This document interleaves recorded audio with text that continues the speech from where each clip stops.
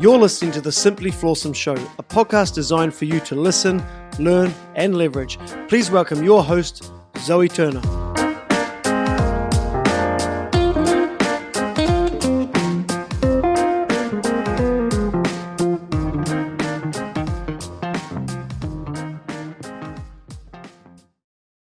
On today's show, we have the Kiwi kitesurfer, Adrian Kerr, originally from New Zealand, and he's lived in the UAE for almost 20 years, currently residing in Ras Al Khaimah. Adrian is the presenter and founder of Kitesurf 365, the podcast for kitesurfers. His podcast has quickly become the go-to podcast for kitesurfers, and as fans of his show says, it keeps the fizz alive when they are not in the water. His first episode dropped in December 2017. He is currently on episode 81. So far, he's had an impressive lineup of guests on the show. In one of his most recent podcasts, he interviewed Jalou Langeree, 3 times kitesurfing champion. His back catalogue features Keahi De Aboitiz, 4 times kitesurfing champion, Richman, Karolina Winkowska, 3 times kitesurfing champion, Australian Ewan Jaspan, and Mikailii, the 14-year-old Brazilian professional kitesurfer. Kitesurf 365 have recently teamed up with the prestigious kitesurfing magazine, The Kite Mag. So with his experience, Adrian can tell us a thing or two about what it takes to start your own podcast. He's helped me a lot with my show, and I feel that with his experience and knowledge, he can help anyone out there who is interested in starting their own podcast. Really pleased to have him as a guest on the show today. Please welcome Adrian Kerr. Thank you very much. That was one hell of an introduction. Yeah. Thank you. You're one hell of a guy. Thank you. Okay, so Adrian, take us back to 2017 when you first started your podcast. What was the inspiration behind it for you? I actually had a podcast. Actually, the story actually goes back further than that. I actually had another podcast before that with a friend of mine called Ty Pichelle, and it was called The Brew. And The Brew was based around 2 guys go to a bar and tell stories, and it was and actually had mild success, but it was sort of it probably wasn't really becoming of the person I really wanted to be, because we used to just drink a whole lot of beers and then sit around and record these ridiculous podcasts, and we actually started to get people from overseas coming on, and it got to a stage where it was actually starting to affect our careers because we were both teachers at the time, and students were listening to it, and it really wasn't becoming of who we are within the society. So we stopped that under some administrative pressure, let's say. And about 18 months, maybe 2 years went by before I sort of found another thing I really wanted to podcast about. I was already kite surfing at the time, but I used to go on these kite trips, and I used to go to these bars and have these amazing conversations. And the great thing about kite surfing is that you have people from all different walks of life, all different ages, religions, everything, and they all come together for this one love of being on the water, kite surfing. So I used to meet these amazing people, and I just thought, hey, this is a great idea. Why don't I start capturing these stories? And originally the whole idea behind the podcast was to, just bring the attention to kite surfing, create content for people who are new to kiteboarding, people who wanted to get into kiteboarding. And really I was just initially just talking to my friends, I was just interviewing my friends and getting out that. But as it sort of started to grow, I started to get some momentum and reaching out to more people, and sort of more people started to come on the show, and it really just started from there. It really started as an idea to share stories, and it's just built into something else. Did you realize at the time when you first started it that it was going to be as big in the kite surfing world as it is today? No, not at all. I at the time, I thought it was successful. It was, I'd sort of the first 20 episodes, I thought, oh, this is going really, really well. And it was going well. And I had very, very good kite surfers coming on the show at that stage, I was working hard for it. And but I just sort of let's say I sort of stumbled through that first year, even though at the time I thought I was doing amazing. I thought this is amazing, it's incredible, but then when I started to really get feedback from people, and people were coming back to me, I was really, oh wow, I'm actually I felt like a bit of a responsibility when I got around 50 episodes, well maybe 40 episodes, that if I didn't put something out of, let's say, to a certain level or whatever, and I can talk about the quality of podcasts later on because that's kind of important too, that I sort of really gathered momentum. I started working harder and harder. And just to give you an example, like, I work a normal day, I get home and some, a lot of nights a week, I do 4 or 5 hours on the podcast, just preparing or editing or reaching out to people and emailing. It's almost become like a second job. So which, for those that don't know, what do you do? What else do you do apart from your? I'm a school teacher. Yeah, I'm a teacher. I'm teaching PE. Don't do so much PE teaching anymore. I'm a little bit more in administration, but I'm a PE teacher. Mm-hmm. Excellent. So, what I'd like this podcast to achieve really is for anyone who is out there who's listening, who has thought of their own podcast but they don't know where to start, it's really just to give them a step-by-step guide on what to do and how to get there. So can you kind of just take us down to the very basics? Can you take us down to the very basics and give us a step-by-step guide on what you have to do initially to get your podcast off the ground?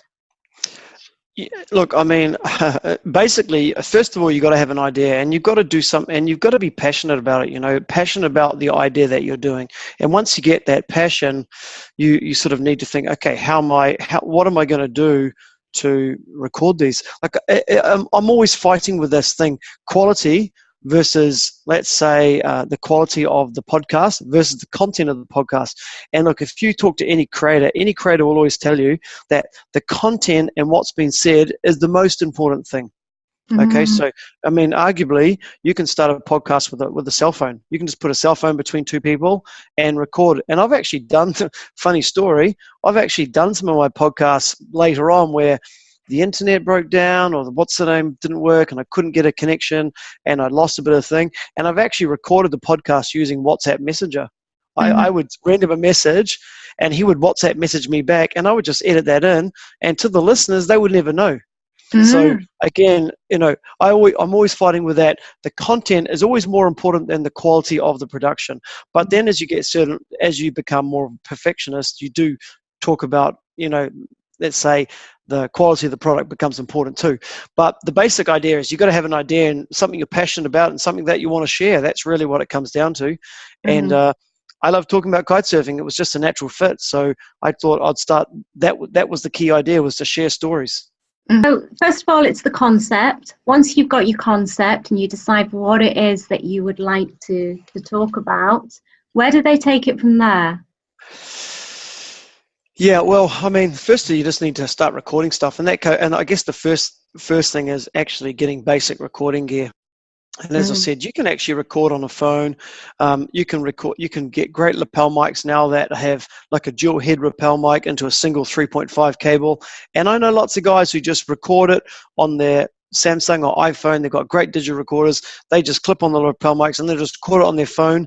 And that's the first part. The essence is capturing the audio, because editing the audio is like a step 2, right? But I would say the first thing to do is just start off simple and start off small. And get a couple of lapel mics and just start recording audio first. Do 4 or 5 or 10 tests where you sit down with your friend and just talk back and forth, because an important part of the podcast is also, as the host, is learning, when to talk and when not to talk. So you want to sort of practice that, give and take part of a good episode. Like, I think it's actually really important. There's a famous MMA podcaster called Ariel Helwani, and he said someone gave him some good advice, and I took that to heart. And the advice is simple: is don't be the show. You're not the show. All you are is a medium facilitating this information that whoever the person's giving it to you, to the listeners. So I always try to think like opener. make my questions short and long and open-ended so the person can talk, and I would sit back and listen. So practice, get an idea, get some equipment and start practicing. Okay, I've listened to a few of your podcasts, and the audio is crisp. It's obviously, you are using good equipment. What microphones you use? Yeah, I actually record all mine via Skype. So I'm using like a Zoom H6 digital recorder. Number one, I actually use I use this Lewitt. It's probably can't see it. It's actually a Lewitt microphone, which is very similar to the classic Shure SM58. It's a vocal microphone. And what I do is I'm speaking into a microphone that goes into the Zoom H6, which is a digital recorder, and then I record the audio directly from the computer's headset to the thing. So actually what the client or what the customer, what the guest hears is not actually being recorded, because sometimes the room might be echoey or whatever, and I always say to them, look, don't worry about what you're hearing, because I'm digitally recording myself on a second loop. So when I'm recording, and I'm always via Skype, I actually have a fairly good quality audio. I actually record in a wave format, and what I can do is I can actually see their levels, so I can actually adjust their levels a little bit in the recording side, but then when I go to the post-production, it gives me 2 tracks above each other, so I can actually lift and lower. Let's say, for example, with you Zoe, if you weren't so loud and maybe you were talking off the microphone, I can actually bring your track up and bring mine down, so when it goes into an MP3 format, which is the easiest format to use in post-production, when you export it, the levels of the 2 people are the same.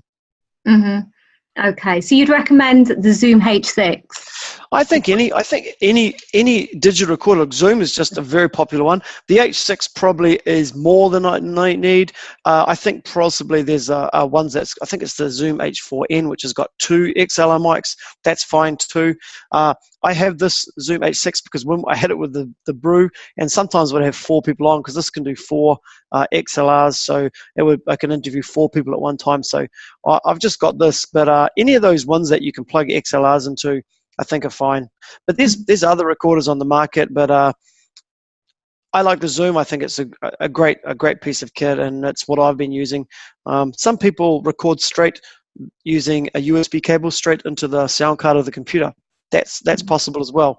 Again, if you're starting out, I would get a microphone that has a USB cable and record onto GarageBand if you're on a Mac user, or record straight into any type of sound program. There's heaps of them available for free, and just record it straight into there, and that's where you start. What about the hosting platform? Because I'm assuming that the people listening to this haven't got any idea on what it takes to set up a podcast.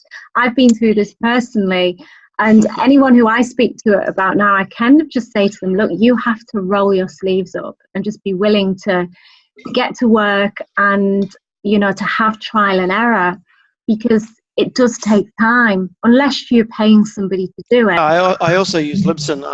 Look, I was a lot like you, Zoe. I basically... at that time when I first started, there wasn't as many around. Libsyn is just one of the original ones. There is many available now. I mean, I use Libsyn because I'm happy with the format. I actually have a great relationship with them. I've had problems before, and they've been great to fix it. So it's just a trusted platform for me. Look, setting up a host isn't easy. You can create an RSS feed and just stitch it straight into your website, but it's a lot easier using a host. And the hosts are simple as $5 a month. They go up to $20 or whatever you want to spend, and you can load your podcasts into that. You upload the MP3 file, you upload the bio, you upload an image, and then you publish it, and it will send it out. It will explode it out to all good podcast platforms. Obviously, you need to register with those platforms and receive a code. That's the tricky part. The actual, using the platform is easy. Registering with iTunes, Stitcher, whatever. Those are the tricky parts. Okay. And I remember when you were doing it. I think you called me about 50 times in 1 week because you were having problems with iTunes, and it's not easy. It isn't easy. But once it's set up, then it's easy. Yeah. Okay. Where can people find you? Which platforms? I'm on any Apple Media, any core Apple Media platform. I'm on Stitcher. I'm on all Android platforms. I'm not on Spotify. I don't use the Spotify one for some reason. I just felt like I wasn't getting much purchase out of that. And obviously, my main podcast page, which is kitesurf365.com.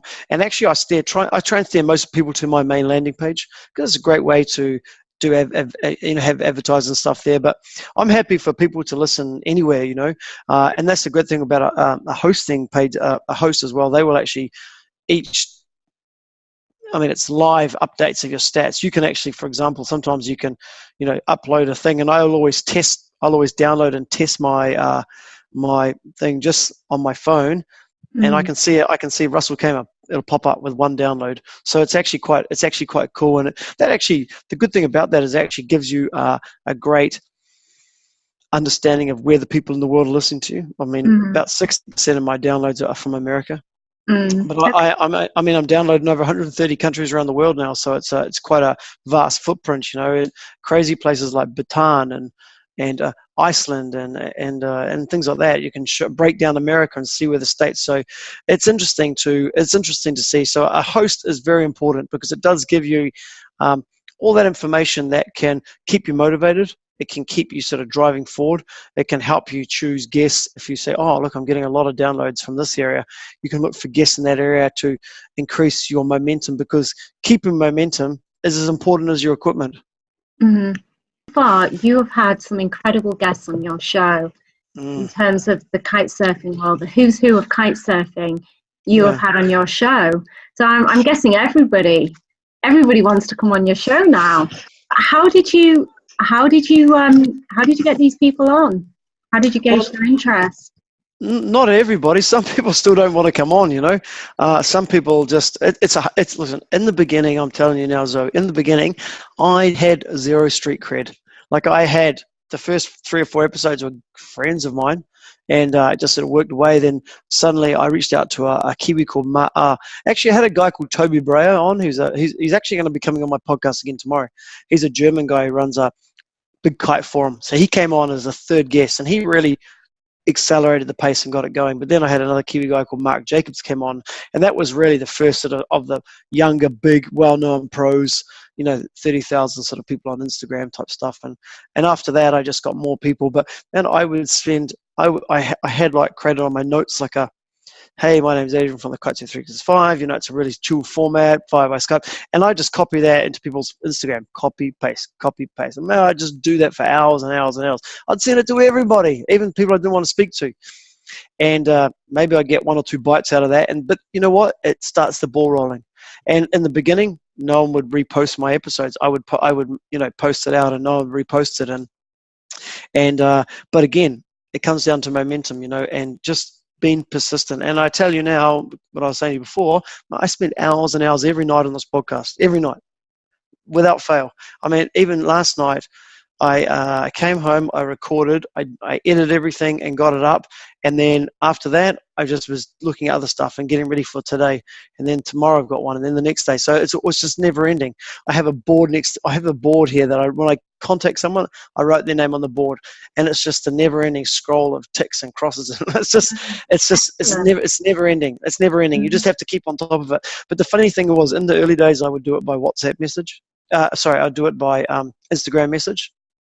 But then as more people get to know you, now I do it mainly by WhatsApp because I can WhatsApp these people or give them a phone call or something like that. So I've sort of moved from people not knowing who I was, and maybe my message going into the requests of their inbox, to more people following me now, and being able to get numbers from marketing people and whatever, or getting leads from other people, and just sort of so forth, Okay.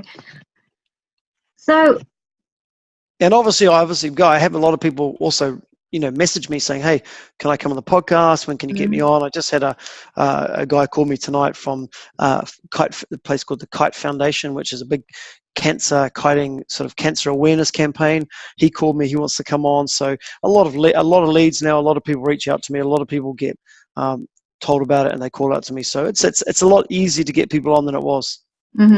What about monetizing your podcast? Yeah, that's another big question that a lot of people have asked about that, and at the moment, I don't need the money. I don't need to make money on this podcast. I mean, I do this because I love it. I do it because I believe in creating a community. I believe in creating content that uh, bridges the gap between these sort of pro level riders and everybody else, and just to show that they're human. For example, like you mentioned, Jalou Langeree. She's probably one of the faces of women's kiteboarding, and to a lot of women, she's just this mythical person. But when you hear her speak, she's very down to earth. She's relaxed. She's funny. She's super nice. And I want to bridge that, and I'm happy to do that. And I think if of course, I have thought about how do I make money out of this, and that's definitely something I've thought about. But it's something that I think it will be something that will manifest naturally. I mean, I'm the way I'm going. It's just the speed of the podcast, and let's say the last 4 months or let's say the last 2 months, especially that I've joined up with the Kite Mag is just incredible. So I'm sure an opportunity is going to arise, and I'll jump on it. But I just don't feel like it's the thing I should push right now. I just believe in that. It's an important time to naturally let that happen. Okay, so you're just going with the flow. Well, I'm not going with the flow because I am pushing hard still. But I think that I don't want to do a Patreon page or anything like that, because people have asked me to do a Patreon, but why do Patreon? This is not. I'm not making a living from this. I just don't believe that. I think that I enjoy putting it. For the listeners out there that don't know what that is, can you explain? A Patreon page is just where people can actually give you as little as $1 a month to help help support you as a creator. And in return, you have a Patreon page where they might get early access to podcasts, early access to maybe, let's say maybe a tour of the studio, or you might do a monthly meeting with them online where all your patrons get access to a Zoom thing where they can all come on and you can all share ideas or have a drink together or whatever. But you're giving them extra access for a small amount of money, and very popular. I mean, a lot of content guys have Patreon pages, but I think that I'm happy with where I am. I don't think that I need, my running costs are basically $20 for my hosting and my time, which actually probably works out as a lot of money. But I'm doing it. I'm doing it for the love. I'm doing it for the community. I think that's the most important thing. Okay, I mean, I'm listening to this and I'm hearing what you're saying. However, I do think there comes a point whereby you spend that much time doing it and that much effort, and it kind of seems counterproductive, or it seems crazy that you're not trying to monetize it in any way. I do feel it's, like you say, it is going to manifest itself because you've developed a very good reputation within your niche, within the kite surfing community. You've had some great guests on. You've just started collaborating with the Kitesurf Mag, the Kite Mag. And like you say, that within itself is probably going to bring you a lot of opportunities. I know I've been following, I'm relatively new to this myself. However, the important thing for me is to put out episodes that give value, and that it's coming from a place of authenticity and passion. But it's also important for me as well that this is going to lead somewhere for me. And I guess the reason for me starting my podcast, as you well know, is that I've got the book coming out. And the reason I started it was to cover some of the issues that I do in the book. The next thing for me is to get a landing page or a website and start getting the the contacts of my guests, and then create an email list.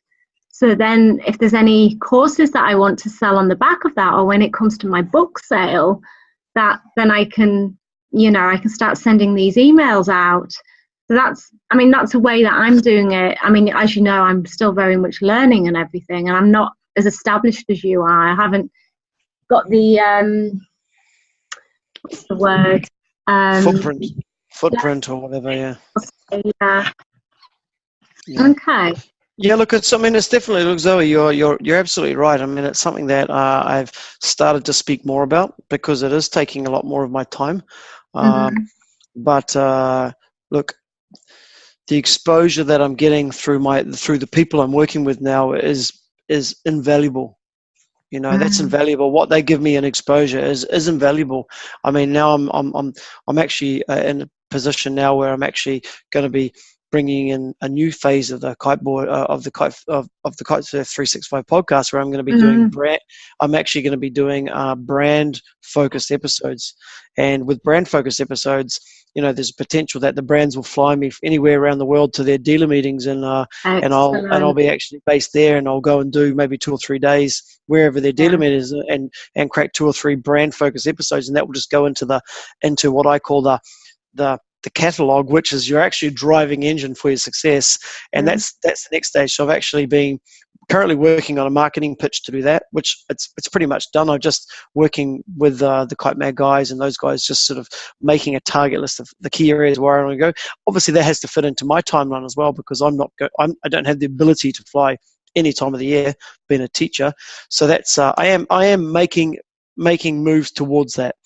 But sounds like it. So it sounds like your podcast is now going to go to it's going to go to the next level because of your collaborations. It's already gone there. I mean, it's literally now it's already gone to the next level. It's kind of crazy, man. I'm sort of kicking myself and thinking about it now. I'm like, well, this time last year I had if you'd asked me this time last year, which was the middle of last year, I thought the podcast was amazing. I was like, oh man, this is going so good. But compared to now, I mean, I'll give you an example, right? So I never speak numbers because it's just something I think is important. So for example, what I would do, let's say in a month last year, I can do like in a day. I can do like in 2 days now. Let's say 2 or 3 days, I will do what I did say in a good month last year. I can do in 2 or 3 days now. Mm-hmm. You mean in terms of the workload? No, just in terms of downloads, listeners, you know, workload. No, the workload's shifted the other way, you know. So what I would do, as in like how many people would listen to an episode, let's say a podcast, and say a month of June last year, like I'll do that in 2 or 3 days now, you know. Mm-hmm. That's fantastic. But that also means that you've got to remember that's also backed up by what I call like the engine, you know. So any podcast you do goes into your back catalogue. I was saying that also is backed up on the fact that, you know, I've got like 81 episodes, but I've probably got about 83 actual things up there because there's been some update shows and different stuff. Now, as you put more content out, and this goes back to what I was talking about at the very beginning, that having an idea is the first thing, and then being consistent is the next most important. So I think the idea, being consistent, and then the gear. Those are the 3 things that I think are the most important. And being consistent means that now that I have all these episodes up, so let's say yesterday I had Annabelle van der Westerop on. She's with a new team, you know, vice world champion, really charismatic, young Dutch girl, super cool, great talker. She's just exposed me to a whole different, you know, let's say demographic of people, or not demographic, but it's people that surround her. From that today, I got 2 leads for 2 more episodes. But boom, maybe there's a whole bunch of people that had never heard of me before. So when they look on kitesurf365.com or iTunes or Stitcher or any Android or whatever, they see, hey, I've just got Annabelle, there's Yuri Zoon, there's these guys, other Dutch riders, you know, Jalou Langeree, and boom. So what you have in your back catalogue becomes your driving force for everything else. So if you put up one episode and it gets 300 downloads, wow, that's great. But if you have another episode behind that, those 300 new people think, oh, I'll go check this one out. So now your downloads goes to 600, okay? Because they also maybe goes to 600 because they listen to the next one. If you got 10 of those, and you know 200 people listen to one, and then they haven't listened to any other 10, that starts pushing you forward more. So it becomes the wave. The wave starts building behind you. It's sort of I was speaking to another content creator a couple of weeks ago called Raj Katecha, and many years ago. I think he's interviewed Gary Vee about 4 or 5 times now. In fact, he was the co-founder of Vayner World, and which was responsible for promoting Gary's past books. But this was at a time when really, like, Gary Vee hadn't been elevated into the mainstream like he is now. Now he's absolutely huge. Most people know him. If you haven't heard of Gary Vee, like, you've obviously been hiding under a rock somewhere. Yeah? And he's like, it's just my business card, you know. When I can show people my back catalogue of what I've done, you know, it's absolutely. Yeah. You know, it's funny though, just to capitalize on that a little bit more.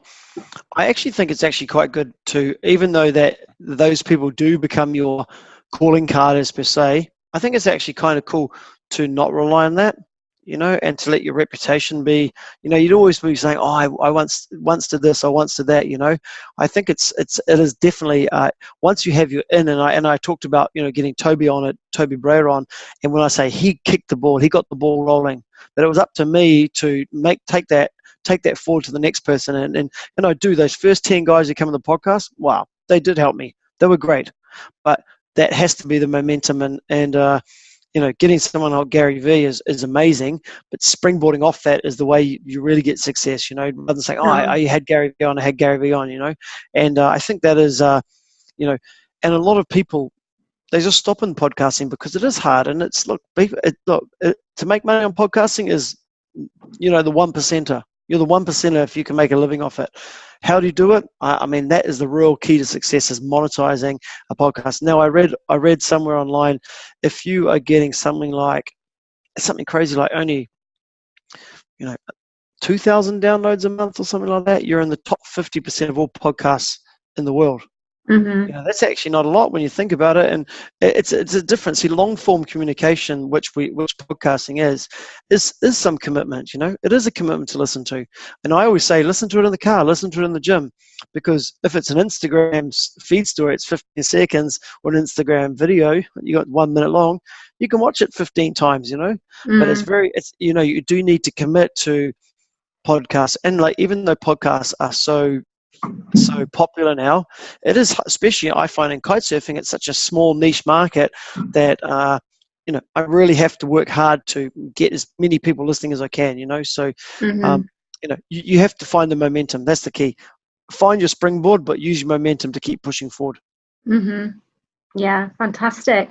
So other than your kite surf mag, what other collaborations have you got going on at the moment? You know, I've done stuff with some stuff with initially with Audible, but I didn't find that was very successful. You know, had a co with those guys.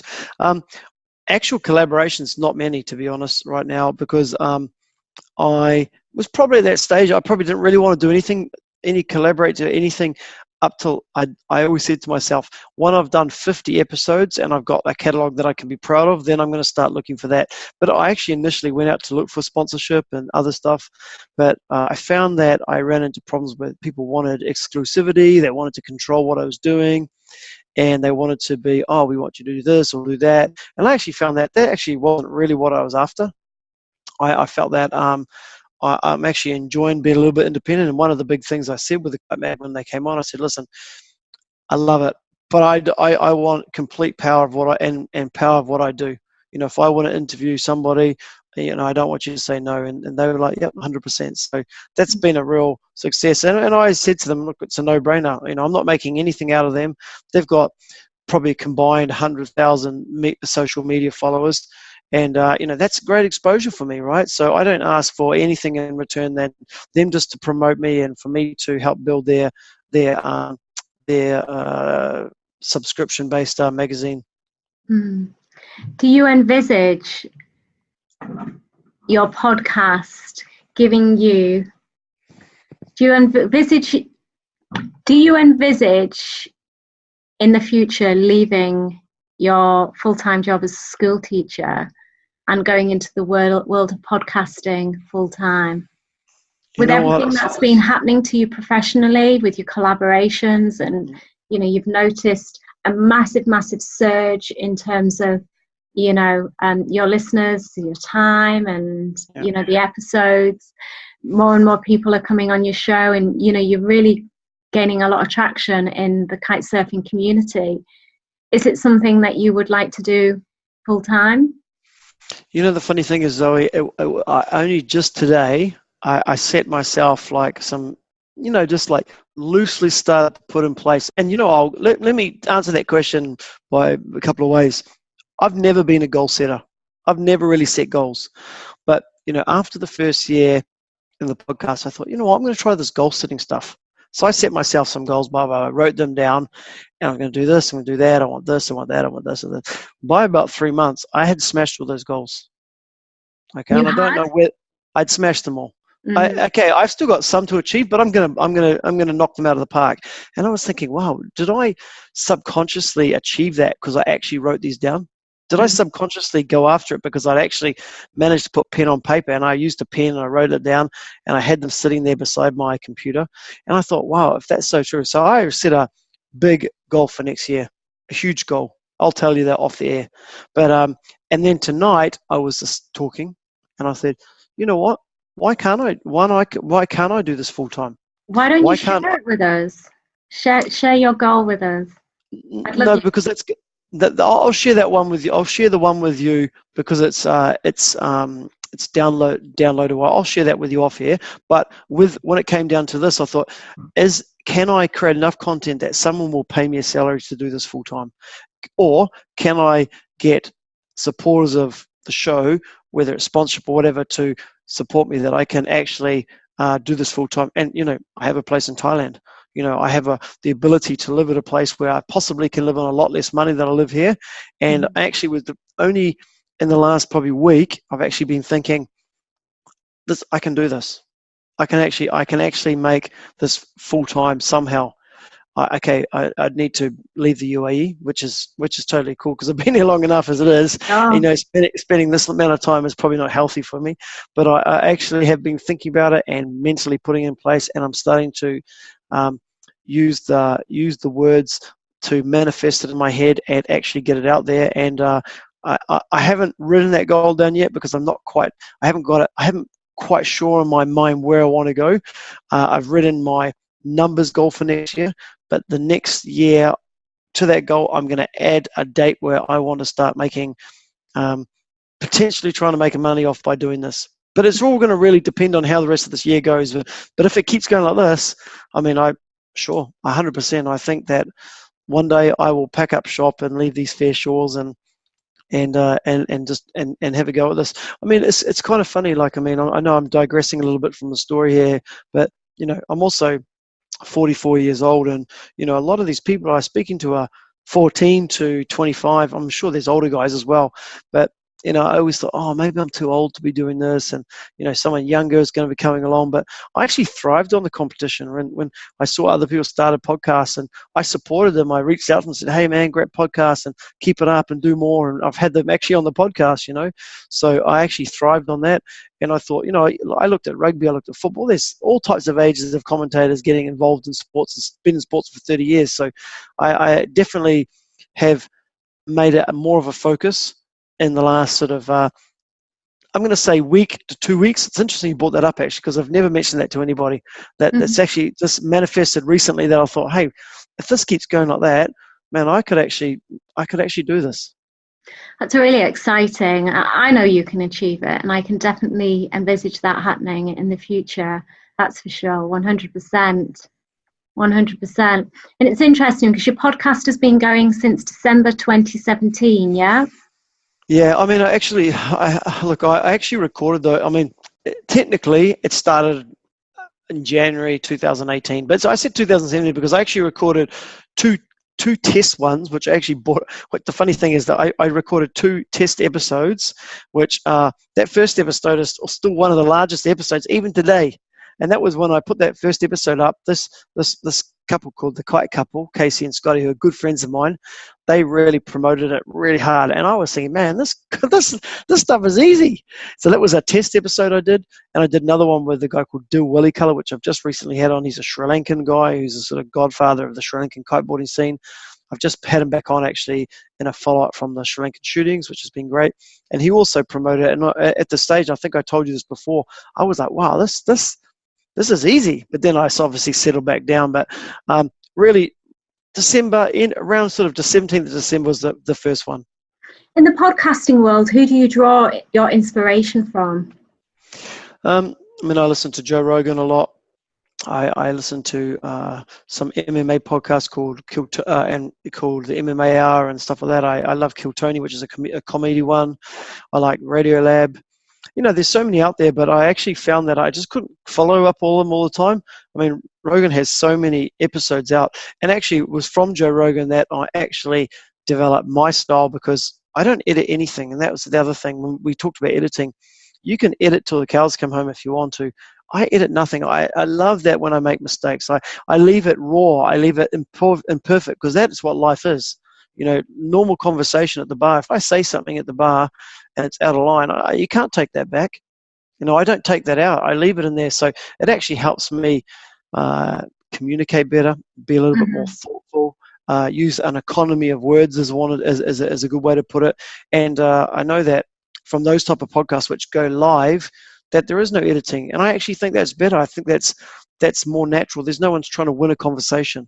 There's no one, can you edit that out? And I tell people at the very start of this episode, every start I would say, I do not edit this podcast.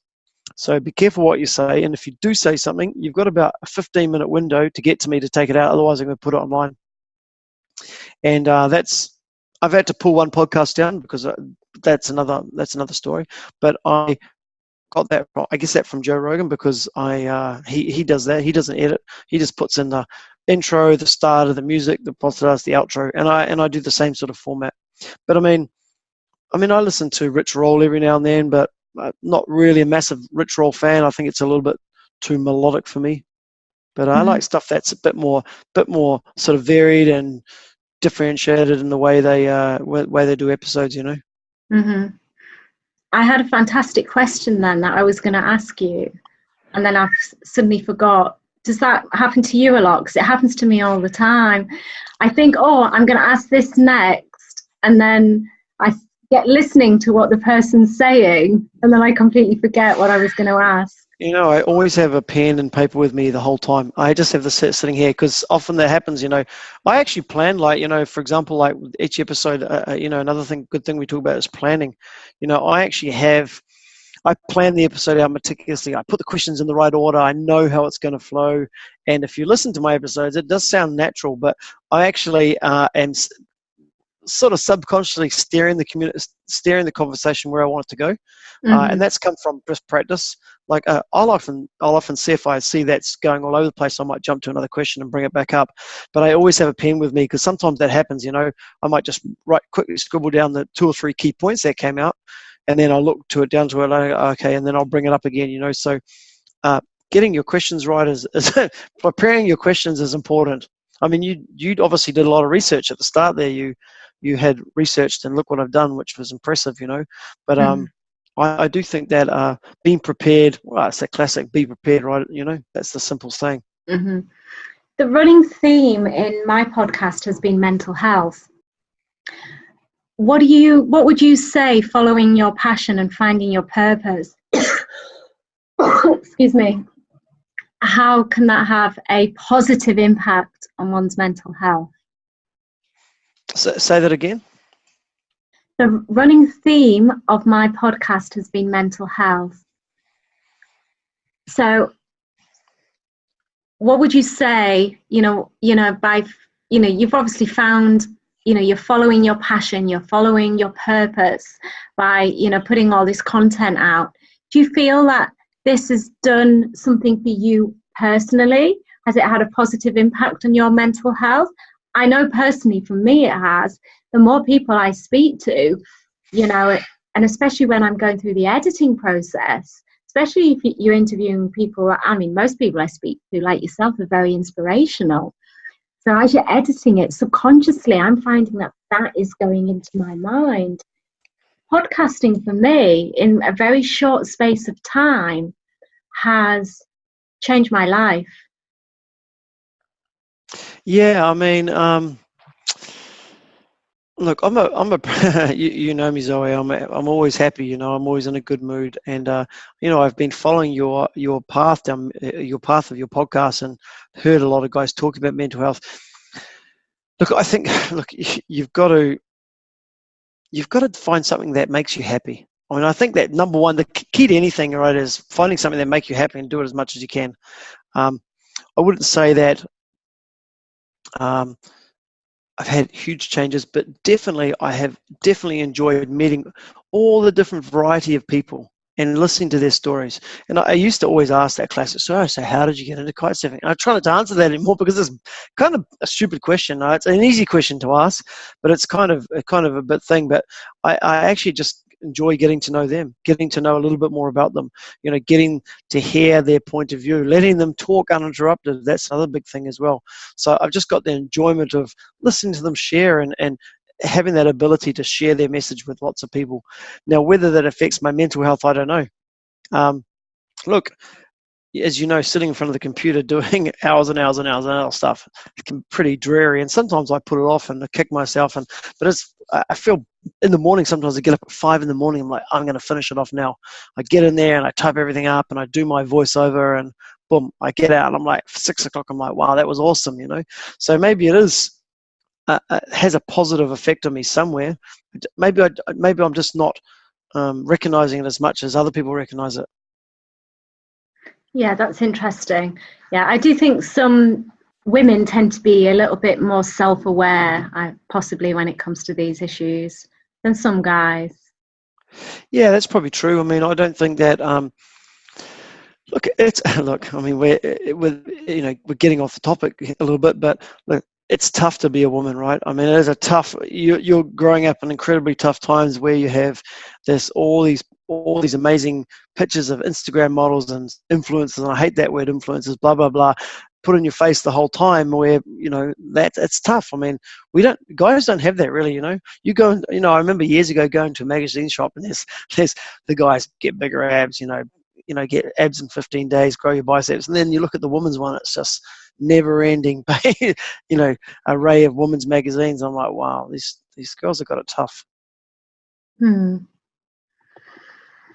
Adrian, thank you so much for coming on the show today. I know this has been a little bit possibly maybe out of your comfort zone because you're used to asking the questions rather than answering the questions. Oh, it's my pleasure. Did you think of that question? You said you had a question for me. You can't remember it, huh? I did think of it, I think, and I forgot what. I think I've just asked you it. I think I just asked you it. It was, what question did I just ask you? About mental health and yes. Okay. That was the one. Let me ask you a question. If you could do one thing to improve your podcast, what do you think you need to do to improve your podcast to take it to the next level? So many things that I can do. Do I just say one, or can I say? You tell me whatever you think you need to do. Yeah.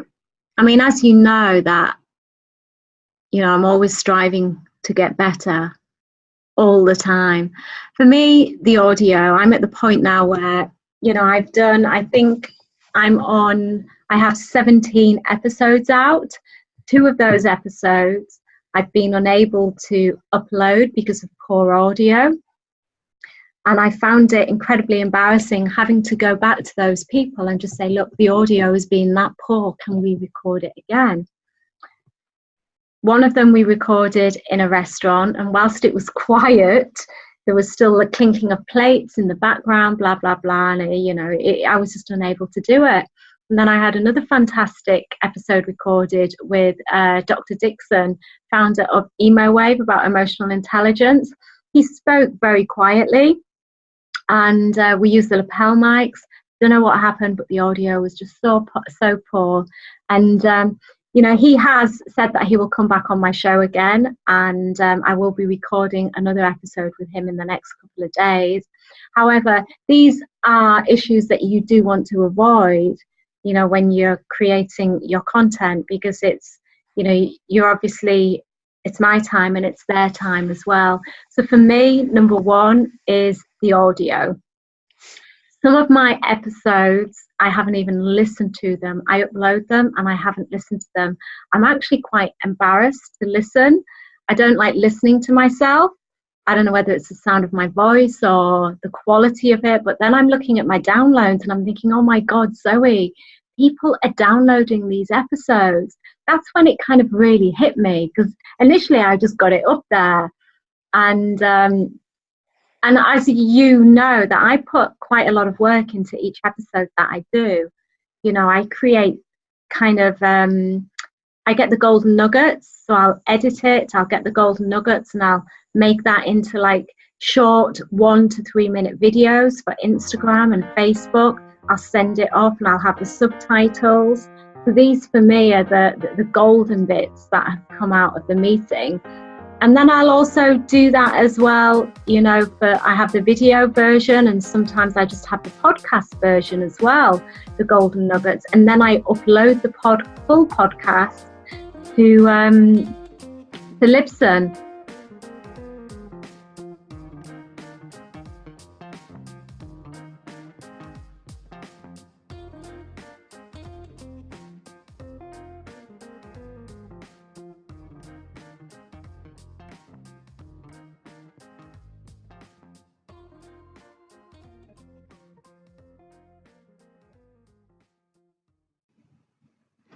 Thank you for listening to this podcast. I hope you enjoyed listening to it as much as I enjoyed recording it. I'm really looking forward to bringing you the next episode, which I will be recording tomorrow, and it will be out by next week. And that is none other than Mr. Omar Busaidi. I look forward to bringing you that. You can follow me on Instagram at Simply Flawsome, Facebook Simply Flawsome, YouTube Simply Flawsome.